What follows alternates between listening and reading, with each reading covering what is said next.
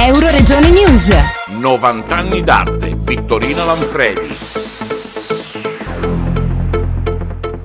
Essendo nata alla fine del 1927 in un gruppo di artisti, una famiglia intera sul palcoscenico, quando tra prove e spettacoli si viveva sopra e sotto il palco, possiamo dire che tutti i suoi 90 anni li ha trascorsi nell'arte. Il 29 dicembre scorso è stato festeggiato il 90° compleanno dell'attrice e regista Vittorina Lanfredi. Buona parte degli artisti del Friuli Venezia Giulia l'hanno festeggiata: Beppe Lentini, Rocco Burtone, Italo Nicoletti, Italo Taboschi, Giorgio Braidotti, Giorgio Di Lena e altri ancora. Tra gli spettacoli recenti, proprio quelli con Rocco Burtone, colonna sonora, e lei, cantante e ballerina irresistibile con Bettina Carniato. Arno Barzan non poté partecipare ai festeggiamenti, ma volle ricordare con Francesca Smiraglia, Daniela Del Mistro, Hermes Ghirardini, Romano Tedesco, Cristina Deltini e Lucia Balicelli, che con Arno hanno collaborato con lei, tirando fuori una foto di un suo concerto di soli 2 anni fa con Vittorina Lanfredi. Per Euroregione News, Marco Masciò. Euroregione News.